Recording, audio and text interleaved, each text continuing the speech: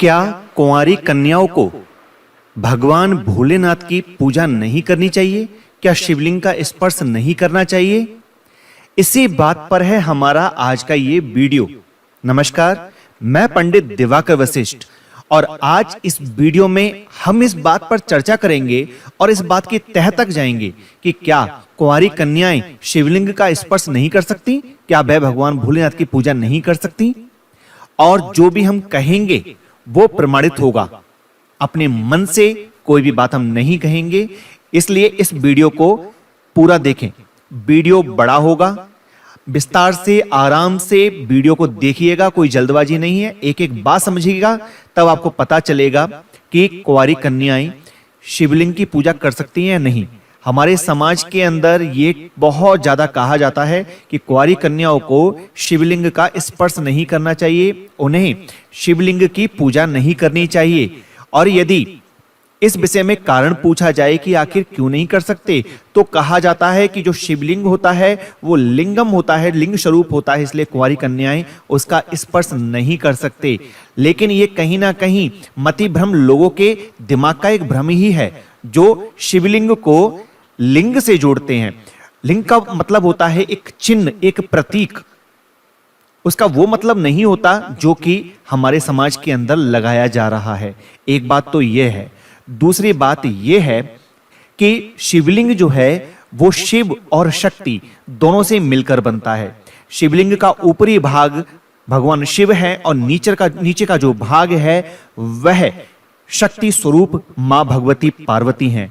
तो शिव और शक्ति का प्रतीक होता है शिवलिंग। जब स्वयं आदिशक्ति महामाया शिवलिंग के अंदर विराजमान है भगवान भोलेनाथ के साथ ही, तो कुंवारी कन्याएं शिवलिंग का स्पर्श आखिर क्यों नहीं कर सकती? पहली बात तो ये। लेकिन चलिए, हो सकता है कि आप लोग सोच रहे हो ये हमने अपने मन से कह दिया है, तो अब प्रमाणित तरीके से हम इस बात पर चर्चा करने जा रहे हैं कि आखिर कुंवारी कन्या शिवलिंग का स्पर्श क्यों ना करें। इस बात को जानने के लिए हम शिव महापुराण के प्रथम खंड, सृष्टि खंड, जिसको रुद्र संहिता कहते हैं, उससे इस जानकारी को जुटा करके लाए हैं। यदि आपको जानना है तो आप भी शिव महापुराण के जो है रुद्र संहिता में जाकर के, सृष्टि खंड में जाकर के आप इस जानकारी को प्राप्त कर सकते हैं। अब इस बात को जानने के लिए क्या कुंवारी कन्याएं शिवलिंग का स्पर्श कर सकती हैं या नहीं, हमें भगवान शिव की उन लीलाओं के बारे में थोड़ी चर्चा करनी पड़ेगी जो कि बहुत काल पहले हो चुकी हैं। एक बार की बात है, माता सती के सती हो जाने के बाद भगवान भोलेनाथ जब बिल्कुल अकेला अपने आप को महसूस करने लगे, तब बहुत वर्षों बाद जब हिमालय के घर में माता गौरी का प्रादुर्भाव हो गया, जन्म हो गया, जब वो 8 साल की हो गई, तब भगवान भोलेनाथ तपस्या करने के लिए हिमालय पर्वत पे आते हैं और हिमालय राज से ये प्रार्थना करते हैं कि मैं आपके इस शिखर पर तपस्या करना चाहता हूं, इसलिए मैं आपको ये आज्ञा दे रहा हूं या आपसे ये कह रहा हूं कि जब मैं तपस्या करूं तो कोई भी मेरी तपस्या में विघ्न डालने ना आए। ऐसा भगवान शंकर जी ने कहा। और इसी बात का विचार विमर्श, इसी बात के ऊपर सभी विद्वान लोग ये कहते हैं कि भगवान भोलेनाथ तपस्या में लीन रहते हैं, इसलिए कुंवारी कन्याओं को भगवान भोलेनाथ की पूजा नहीं करनी चाहिए, क्योंकि जो स्त्री होती है वह तपस्या भंग कर देती है और भगवान भोलेनाथ की जब तपस्या भंग हो जाती है तो वो नाराज हो जाते हैं। अब इस विषय में शिव महापुराण क्या कहता है, अब शिव महापुराण की जाने तो स्वयं हिमालय राज ने भगवान शंकर जी से कहा कि हे भोलेनाथ, मैं आपसे यह आज्ञा चाहता हूं कि मेरी पुत्री काली, क्योंकि माता गौरी का नाम हिमालय राज के यहां जब वो पैदा हुई थी तो उनका नाम काली रखा गया था, कि मेरी पुत्री जो काली है वह आपकी सेवा करना चाहती है। मैं रोज अपनी पुत्री के साथ आपके दर्शनों के लिए, आपकी सेवा के लिए आना चाहता हूं। जब उन्होंने ऐसा कहा तो भगवान शंकर जी ने क्या बोला? महेश्वर बोले, गिरिराज, तुम अपनी इस कुंवारी कन्या को घर में रखकर ही नित्य मेरे दर्शन को आ सकते हो, अन्यथा मेरा दर्शन नहीं हो सकता। महेश्वर की ऐसी बात सुनकर शिवा के पिता यानी कि हिमवान यानी कि हिमालय मस्तक झुकाकर उन भगवान शिव से बोले, प्रभु यह तो बताइए किस कारण से मैं इस कन्या के साथ आपके दर्शन के लिए नहीं आ सकता? क्या यह आपकी सेवा के योग्य नहीं है? फिर इसे नहीं लाने का क्या कारण है, यह मेरी समझ में नहीं आता है। इस प्रकार से उन्होंने भगवान शंकर जी से कहा। तब ऐसा सुनकर भगवान शंभु हंसने लगे और विशेषतः दुष्ट योनियों को लोकाचार का दर्शन कराते हुए वह हिमालय से बोले, शैलराज यानी कि हिमालय, यह कुमारी कन्या यानी कि यह सुंदर कटि प्रदेश से शोभित, तनवंगी, चंद्रमुखी और शुभ लक्षणों से संपन्न है। यानी कि उनका कहने का मतलब था कि ये सब प्रकार से जो है शोभित हैं, सुंदर हैं, सुशील हैं, इसलिए इसे मेरे समीप तुम्हें नहीं लाना चाहिए। भगवान का कहने का तात्पर्य क्या था?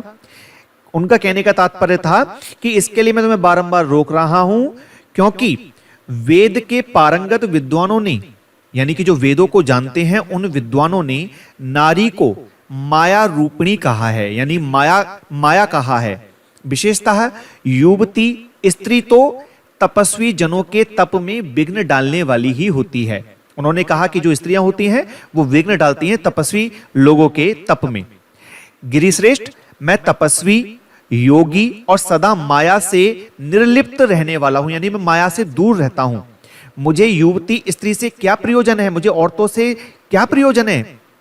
तपस्वियों के श्रेष्ठ आश्रय हिमालय, यानी कि आप तपस्वी जनों को आश्रय देते हो हिमालय राज, इसलिए फिर तुम्हें ऐसी बात नहीं करनी चाहिए, क्योंकि तुम वेदोक्त धर्म में प्रवीण हो, यानी कि तुम्हें वेदों का धर्म आता है, ज्ञानियों में श्रेष्ठ और विद्वान हो।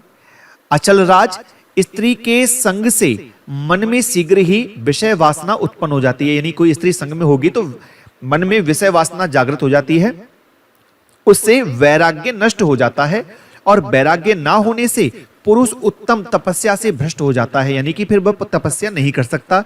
इसलिए शैल यानी कि हिमालय तपस्वी को स्त्रियों का संग नहीं करना चाहिए, क्योंकि स्त्री महाविषयक वासना की जड़ एवं ज्ञान वैराग्य का विनाश करने वाली होती है। इस प्रकार से भगवान भोलेनाथ ने हिमालय राज से कहा, और ऐसा कहकर भगवान भोलेनाथ चुप हो गए। अब ये जो वृत्तांत चल रहा है, जो मैं आपको बता रहा हूं, यह ब्रह्मा जी नारद जी को सुना रहे हैं शिव पुराण के अंदर।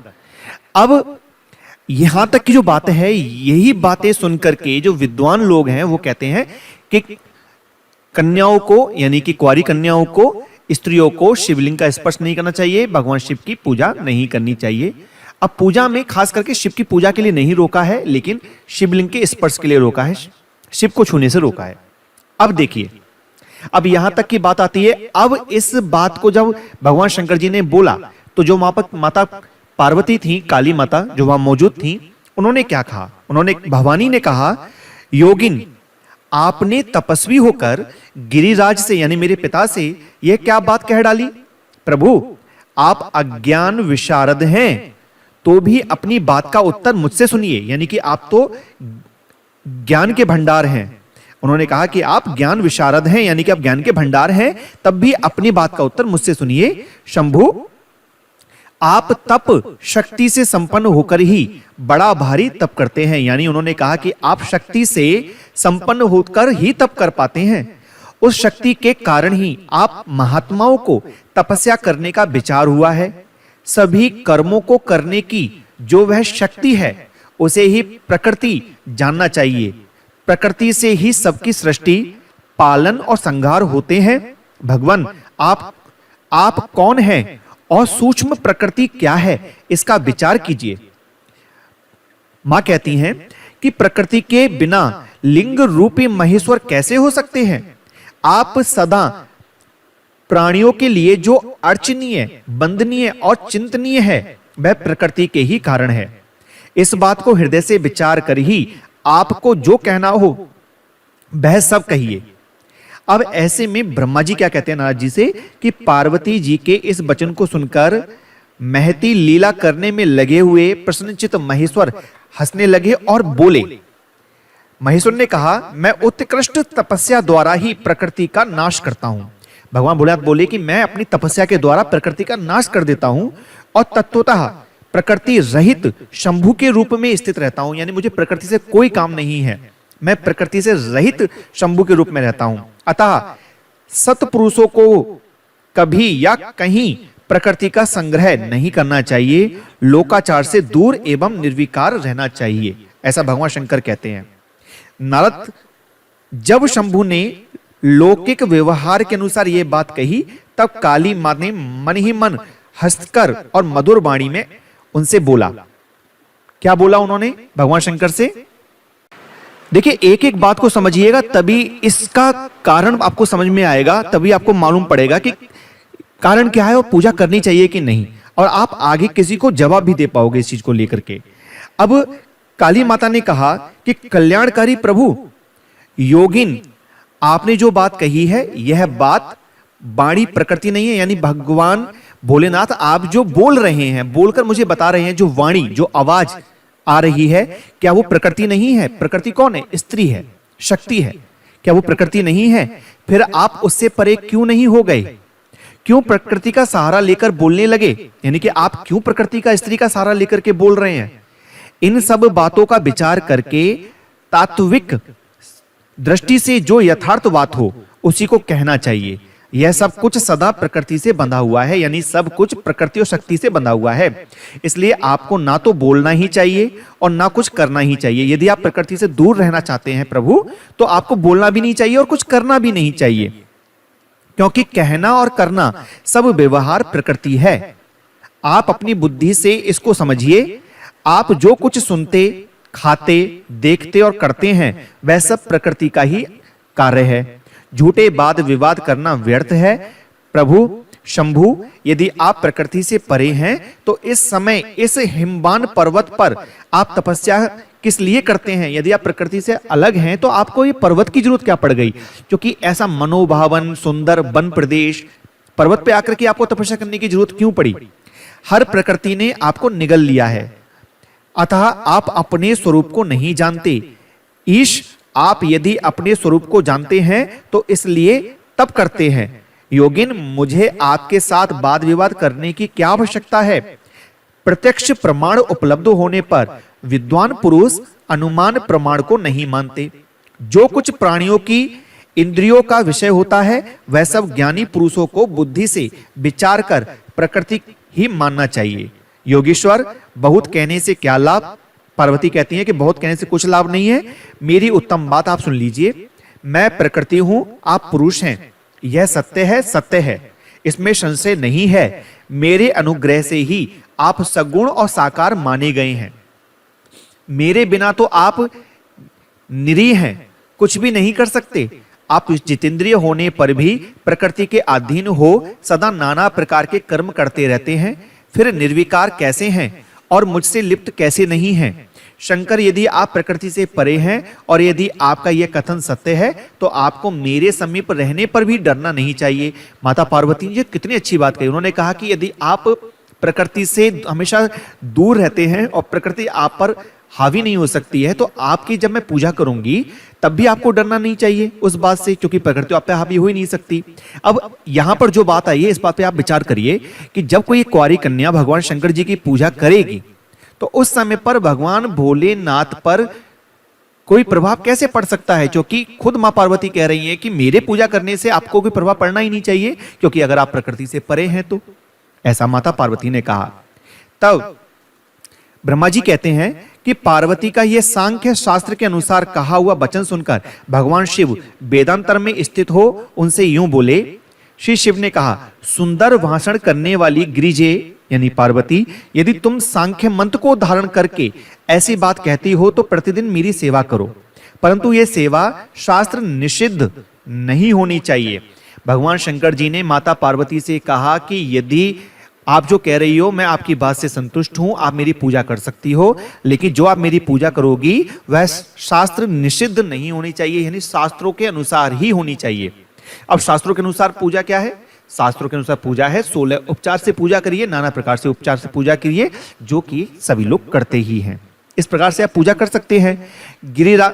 गिरिजा से ऐसा कहकर भक्तों पर अनुग्रह और उनका मनोरंजन करने वाले भगवान शिव हिमवान से बोले, यानी कि हिमालय से बोले। शिव ने कहा, गिरिराज मैं यहीं तुम्हारे अत्यंत रमणीय श्रेष्ठ शिखर की भूमि पर उत्तम तपस्या तथा अपने आनंदमय परमार्थ स्वरूप का विचार करता हुआ विचरूंगा, यानी यहीं पर भ्रमण करूंगा। पर्वतराज, आप मुझे यहां तपस्या करने की अनुमति दें। आपकी जो है आज्ञा से, अनुमति से मैं जो है यहां पर तप करना चाहता हूं।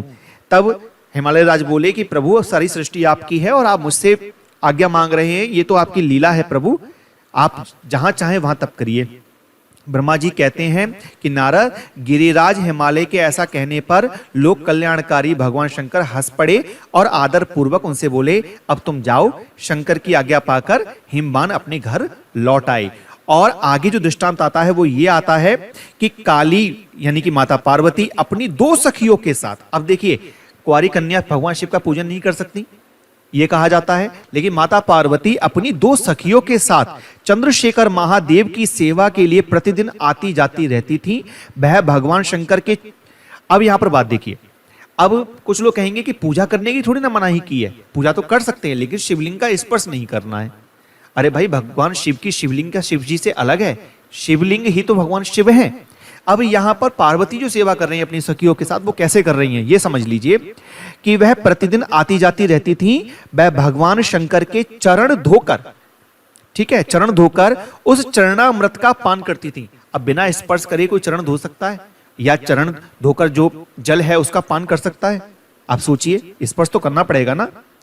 आग से तपाकर शुद्ध किए हुए वस्त्र से अथवा गर्म जल से धोए हुए वस्त्र द्वारा उनके शरीर का मार्जन करती थी, यानी भगवान शंकर जी के शरीर को पहुंचती थी, उसे मलती थी, पहुंचती थी। फिर 16 उपचारों से, अब ये आ गई 16 उपचार जो हमने आपसे कहा था। 16 उपचार क्या होते हैं? जैसे भगवान पर कुमकुम लगाना, चावल चढ़ाना, फूल चढ़ाना, धूपबत्ती दीपक से आरती करना, नैवेद्य चढ़ाना, मिष्ठान चढ़ाना, इस प्रकार 16 उपचार होते हैं, ठीक है ना। तो 16 उपचारों से विधिवत हर की पूजा करके बारंबार उनके चरणों में प्रणाम करने के पश्चात प्रतिदिन पिता के घर लौट आती थी। अब जिस समय पे माता पार्वती भगवान शिव की ये सेवा कर रही थी, तो कुछ लोग कहेंगे वो तो उनकी पत्नी थी, लेकिन जब तक पत्नी नहीं थी तब तक तो केवल वह एक कुंवारी कन्या ही थी और वह भगवान भोलेनाथ की सेवा कर रही थी, अपनी सखियों के साथ सेवा कर रही थी, ठीक है ना। तो इस शिव पुराण के अंदर कहीं भी तो ये विवरण नहीं आया है कि भगवान शिव ने हमेशा के लिए मना कर दिया होगा, बिल्कुल आप पूजा नहीं कर सकते हमारी। स्वयं शिव ने जब मना किया, पार्वती जी को रोका, तो स्वयं पार्वती जी ने जब उनको बताया, उनसे कहा, तब भगवान शंकर जी ने उनको अनुमति दे दी कि ठीक है, बिल्कुल सही कह रहे हो आप, बिल्कुल ठीक है, आप मेरी पूजा कर सकती हो, उनको आज्ञा दी। लेकिन उन्होंने एक बात कह दी थी कि पूजा कर सकते हो लेकिन शास्त्रोक्त विधि से पूजा करनी है आपको। अब शास्त्रोक्त विधि से पूजा करनी है। एक छोटी सी बात बता देते हैं, लोग घरों में लड्डू गोपाल जी को रखते हैं, एक बच्चे की भांति उनको अपने साथ सुलाते हैं, अपने साथ खिलाते हैं, अपने साथ बैठाते हैं, घूमने जाते हैं, संग लेके जाते हैं। तो ये लड्डू गोपाल जी के साथ आप व्यवहार कर रहे हो, लेकिन भगवान शिव की शिवलिंग के साथ आप ऐसा व्यवहार नहीं कर सकते, यही अंतर है बस। भगवान शिव की शिवलिंग के साथ आप शास्त्रोक्त विधि से ही पूजा कर सकते हो, यानी कि शिव मंदिर में जाकर के आप पूजा करिए, वहां पर आप 16 उपचार से पूजा करिए। आप उनको लेकर के संग नहीं घूम सकते, उनको लेकर के संग सो नहीं सकते, शिवलिंग को ऐसा नहीं कर सकते। समझ में आया? तो ये जो बात है वो इस तरह से है। तो ये जो वीडियो है, इस वीडियो को यदि आपने पूरा देख लिया है तो अब आप समझ गए होंगे कि भगवान शिव की पूजा करने का अधिकार हर किसी को है, चाहे वो कुंवारी कन्या हो, चाहे वो विवाहिता स्त्री हो, चाहे वो पुरुष हो, कोई भी हो। लेकिन जो गर्भवती महिलाएं होती हैं, जिन्होंने गर्भ धारण कर रखा होता है, वो भगवान शिव की पूजा नहीं कर सकती उतने समय के लिए, जब तक उनके संतान ना हो जाए। और इसके पीछे कारण क्या है, यदि आप ये जानना चाहते हैं और इस पर वीडियो चाहते हैं तो आप हमें कमेंट करिए, हम आपको इस पर भी वीडियो बना करके देंगे। वीडियो अच्छा लगा हो तो कमेंट में ओम नमः शिवाय जरूर लिखिएगा, और चैनल पर पहली बार आए हैं तो चैनल को सब्सक्राइब कर लीजिए और बेल आइकन को दबा के ऑल नोटिफिकेशन को दबा दीजिए, निःशुल्क है, फ्री का है। वीडियो को लाइक करिएगा। ऐसी ही वीडियो देखने के लिए हमारे साथ जुड़े रहिए। मिलते हैं ऐसी ही नई जानकारी के साथ, तब तक के लिए विदा लेते हैं। नमस्कार।